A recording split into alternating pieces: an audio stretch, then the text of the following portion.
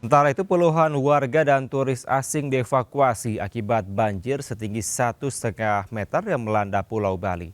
Tidak hanya manusia, petugas juga mengevakuasi 3 ekor anjing.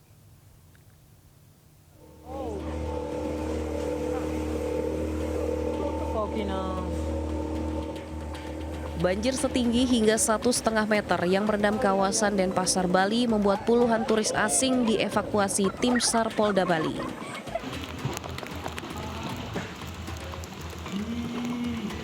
Mereka dievakuasi dari villa dan penginapannya masing-masing, kemudian dibawa ke tempat aman untuk sementara waktu.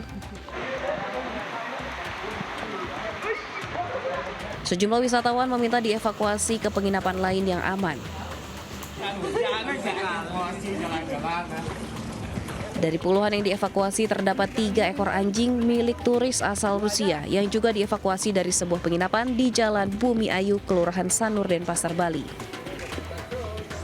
Koordinator SAR Samapta Polda Bali menyebut menerjunkan 4 kano dan 1 perahu karet untuk mengevakuasi wisatawan, warga, serta hewan peliharaan. Pemirsa, banjir yang melanda Bali membuat sejumlah ular piton keluar dari sarangnya. Keberadaan binatang melata itu membuat khawatir warga.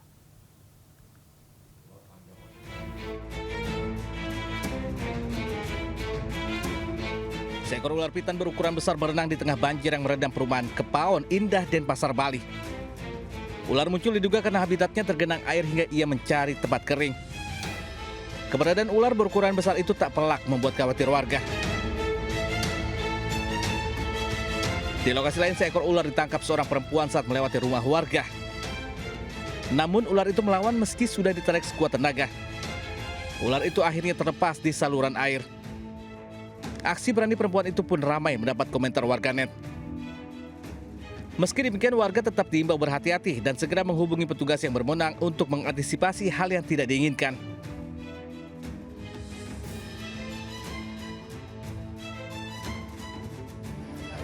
Dia udah melewati belakang mobil.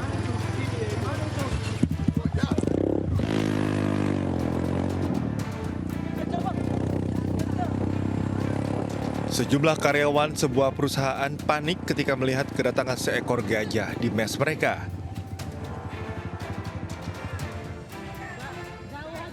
Dalam kejadian ini, seekor anak gajah diketahui terjebak di dalam lubang septic tank di area mes. Hal ini membuat seekor induk gajah bersama kawanannya mendatangi mes karyawan. Kedatangan induk dan kawanan gajah ini menyebabkan kerusakan cukup parah pada bangunan mes.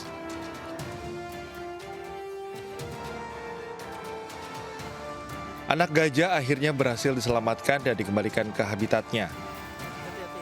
Pihak kepolisian memastikan tak ada korban luka maupun jiwa dalam kejadian ini, baik karyawan maupun warga sekitar. Dari Kabupaten Siak, Riau, Eli Suwanti, iNews melaporkan.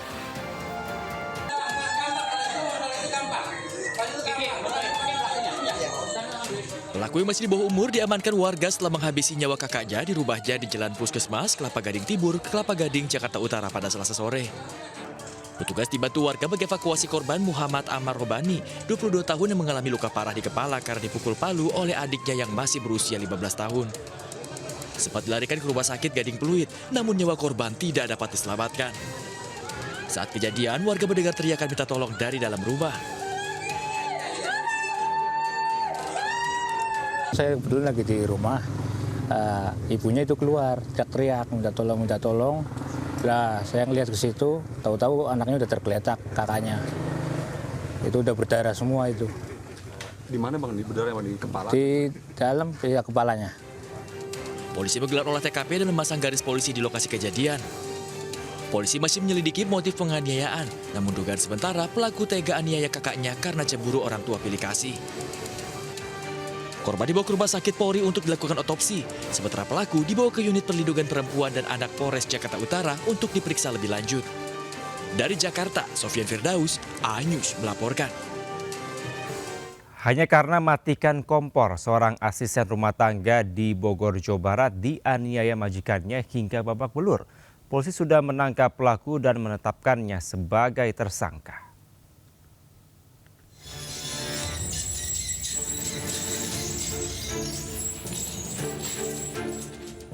Seorang asisten rumah tangga berinisial FF mengalami luka di sekujur tubuhnya usai dianiaya oleh majikannya sendiri. Pelaku berinisial OAP adalah warga desa Bojongkulur, Kecamatan Gunung Putri, Kabupaten Bogor, Jawa Barat. Pelaku menganiaya korban hanya karena masalah sepele, yakni korban mematikan kompor saat pelaku sedang memasak. Berdasarkan hasil visum, korban mengalami sejumlah luka, yakni di bagian kepala, telinga, punggung, hingga tangan. Update-nya hari ini untuk tersangka sudah dilakukan pemeriksaan di Satreskrim RPPO Polres Bogor. Terus selanjutnya kami akan melakukan penahanan terhadap yang bersangkutan. Usai terdapat cukup bukti, pelaku langsung ditahan di Mako Polres Bogor dan ditetapkan sebagai tersangka. Akibat perbuatannya, pelaku dijerat dengan pasal 44 ayat 2 Undang-Undang Nomor 23 Tahun 2004 tentang KDRT dan pasal penganiayaan di KUHP dengan ancaman hukuman 10 tahun. Dari Bogor, Jawa Barat, Yulen Hidayat, iNews melaporkan. Pemirsa, ibu kandung Nizam, Lisnawati, melaporkan mantan suaminya dan ibu tiri Nizam. Dalam laporannya, Lisnawati juga mengungkap kerap mendapatkan kekerasan saat mengandung Nizam.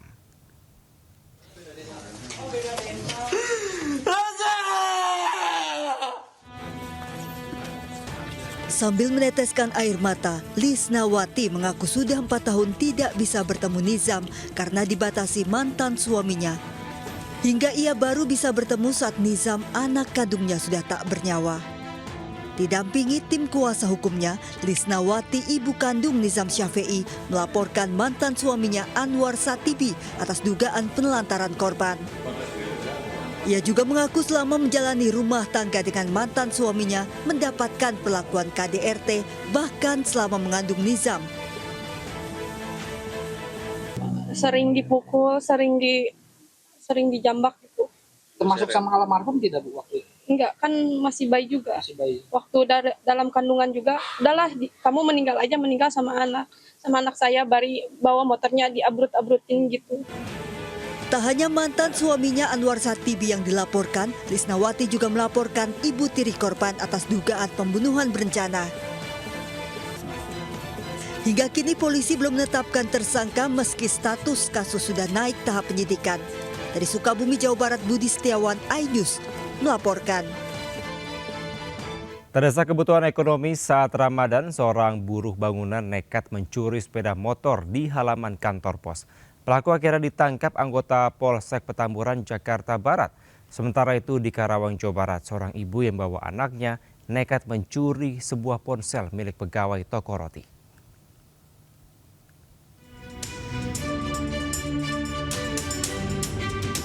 Dua pencuri menggasak sepeda motor yang terparkir di halaman kantor pos Jalan Dr. Susilo, Raya Grogol, Petamburan, Jakarta Barat. Salah satu pelaku merusak kunci kontak kemudian membawa kabur sepeda motor. Berbekal rekaman kamera pengawas, polisi menangkap pelaku di sebuah tempat indekos di kawasan Cilegon, Banten. Kepada petugas, pelaku yang bekerja sebagai buruh bangunan serabutan ini mengaku nekat mencuri lantaran terdesak kebutuhan ekonomi keluarga. Berdasarkan rekaman CCTV inilah, tim buruh sergap unit Reskrim Polsek Grogol Petamburan melakukan penangkapan terhadap pelaku bernama Santibi yang tengah tertidur di kamar kos di kawasan Cilegon, Banten. Pelaku mengintai motor tersebut, melihat adanya peluang dan tidak adanya orang atau saksi sekitarnya, langsung saja pelaku mengeksekusi motor dengan letter T atau kunci letter T. Dari tangan pelaku, polisi turut menyita barang bukti 2 unit sepeda motor hasil curian. Hingga kini polisi masih memburu rekan pelaku yang buron. Dari Jakarta, Miftahul Gani, iNews melaporkan.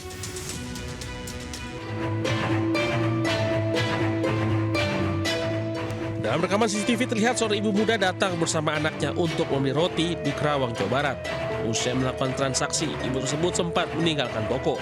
Tak berselang lama, ibu muda dan anaknya kembali lagi ke dalam toko. Namun bukan untuk membeli, melainkan mencuri. Pelaku diduga memanfaatkan situasi saat pegawai sibuk melayani pembeli lain. Rekaman terlihat pelaku mengambil ponsel milik salah satu pegawai yang terletak di atas etalase, lalu masukkannya ke dalam tas. Ibu-ibu atau gimana? Ibu pakai baju pink, terus rambutnya tuh dikunci sama bawa anak. Iya. Kejadian posisi pas ramai atau? Iya lagi ramai Kak, itu setelah buka puasa. Biasanya kalau di sini setelah buka puasa ramai.